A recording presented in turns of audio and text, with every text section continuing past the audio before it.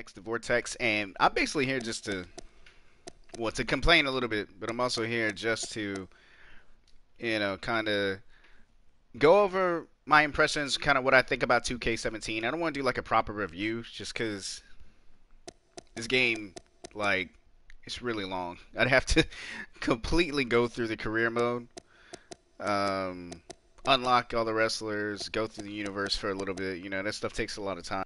It's going to be an ongoing thing over the course of the year, or the next few months at least. So, let me see. Let's just start. Let's start with what I don't like about this game.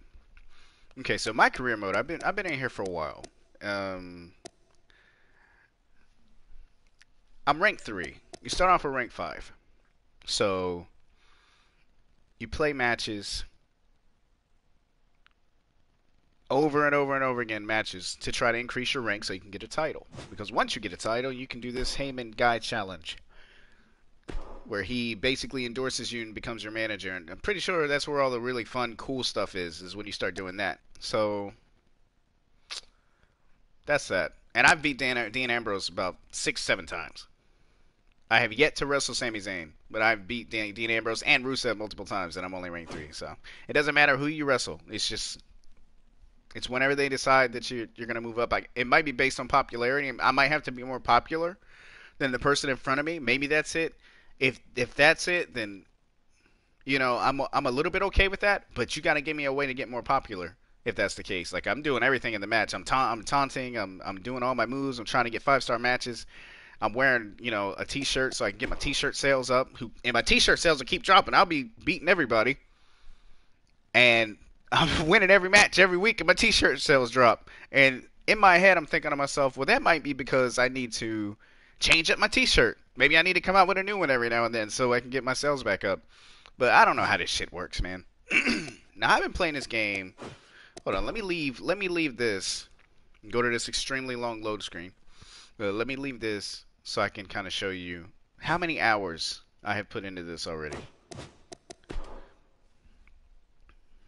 Just to kind of give you an idea. So right now I'm at 16 hours with this save. Okay, so I'll tell you from the start, I went in, beat Samoa Joe, didn't, completely past NXT.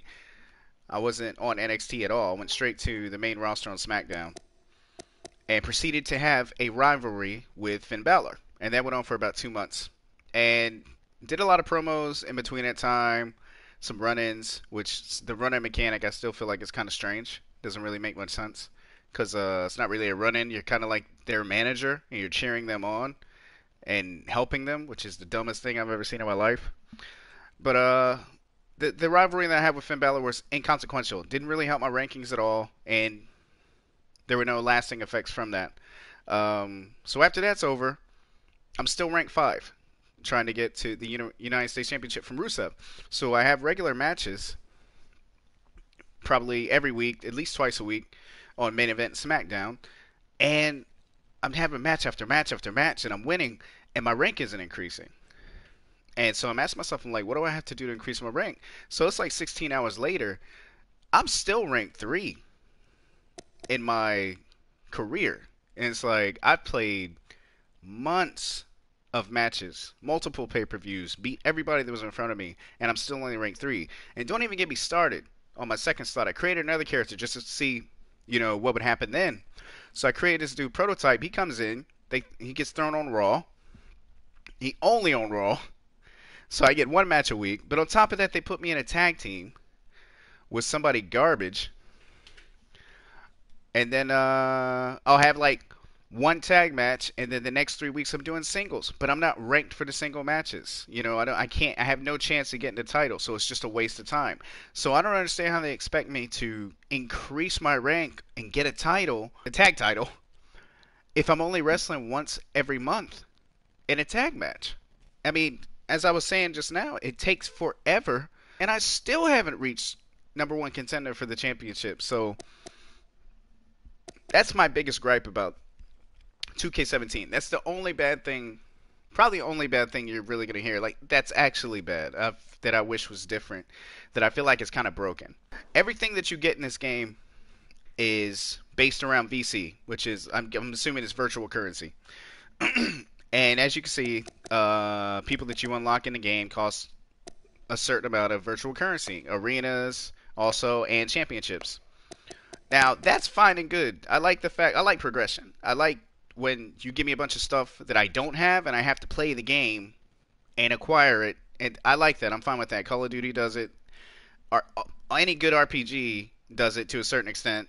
You know, progression is a good thing. It's nice to gradually unlock things. Um, where I have a problem with this is whenever you do an exhibition, even if you have a really good exhibition match, because in this game, not like 2K17 or 2K16, your matches are actually ranked. So you can have a 1 to a 5-star match, and a 5-star match is like the greatest of all time, 4 is instant classic, and then so on, and it goes down to like garbage. I've never had a 1-star match. Maybe I should try to do that.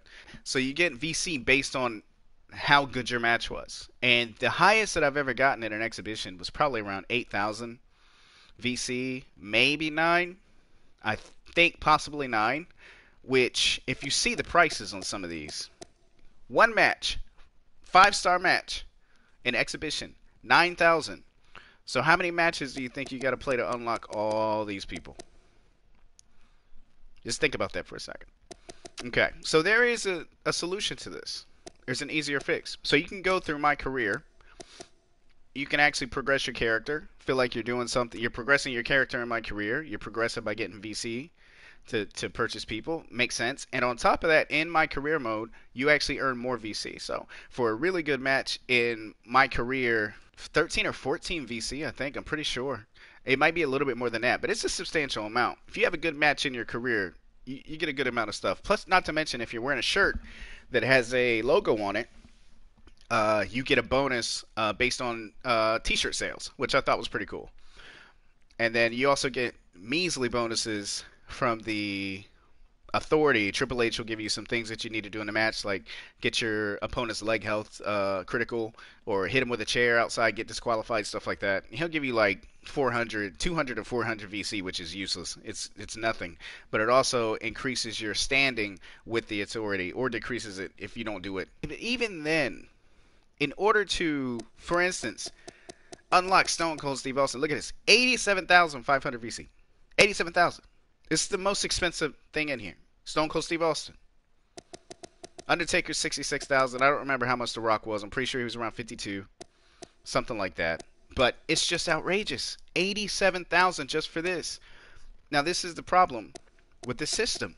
When you're in my career mode, everything that you buy in my career mode, your skills, even the ability to do something basic like jump off the top rope, to purchase the ability to jump off the top rope in my career, cost 90,000 VC. Now just think about that. You'll probably get about 9 to 12 VC a match, depending on how good your matches are in my career.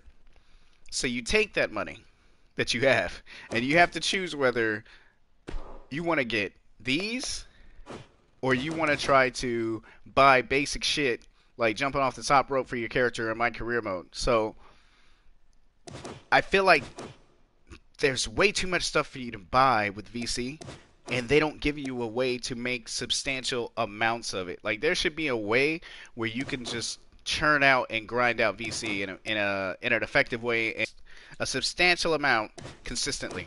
And I feel like that's not there, because my career, quite honestly, is boring as shit. It really is. And for the reasons that I said before, it's like I've played 16 hours and I'm still ranked 3. I have not contended. I have not tried to get a championship belt. I'm nowhere close. And I put a lot of time into this. And there were some cool promo moments and everything. Those are new. But it's a grind. It really is a grind. And I feel like I need to have a little bit more in return for just playing and playing and playing. I'd rather stay in exhibition mode and just make my own stuff. I'd rather make my own tournaments. They got tournament mode now. I'd rather make my own matches or go to Universe. But if you go to Universe and Exhibition, you get substantially less VC. So it kind of forces you to go into my career, which that's what I've been doing, and that's how I've been unlocking all these people. But I still have a long way to go, and I know you guys can't see my VC in the top right corner. but it usually shows it how much you have. I don't know how much I have right now. It's probably like 40 something. Yeah, it's got to be because I can actually buy these guys. But I'm trying to save up so I can jump off the top rope in my career, which is ridiculous. I'm fine with this. This is fine. Buying the belts and the stuff, that's fine. But in my career, you got to drop the price on some of these things. Hold on, let me go in here so you can see. So let's see what you really have to spend VC on. So you have to spend VC on your attributes. I didn't have to do that because I had the My Player Kickstarter, which lets you boost all your stats to 90. And if you don't use the My Player Kickstarter, you ain't unlocking shit outside of my career mode, because in order to level your character up or to increase your character's abilities, you're basically spending all the VC you get and then some strictly on my career. And if you try to spend it outside of my career, then your character's just gonna stall. You gotta pay for your abilities, ring escapes, all this stuff that you can do.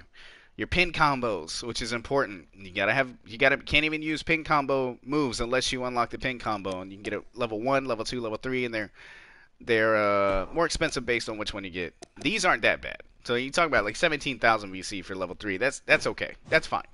But you come in here to the skills to throw combo punches.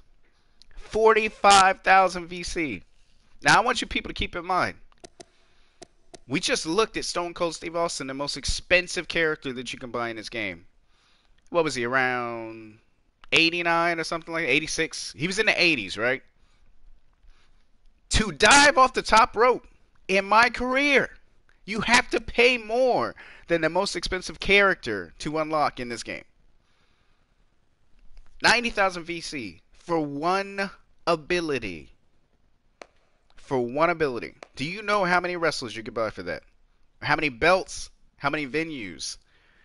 Just for the ability to jump off the top rope. And don't even get me started. Second finisher. You only have one finisher forever. In order to get a second one, 45,000. Now comes the fun stuff. The steel cage superplex. Steel cage daredevil. All this cool stuff. They're going to charge you for it. Springboard diver. 45,000. Leverage pin. 135,000 to be able to do a leverage pin. And let me tell you, like I said, your VC income does not increase. It doesn't get boosted enough. I told you the most I think I've made is 15,000 in a match, and that was a fantastic match. And I had high T-shirt sales. To remove the turnbuckles, 9. Hammer throw, 90,000. Just this is like it's not DLC, so you can't really get mad about it. But at the same time, it's like DLC price gouging prices.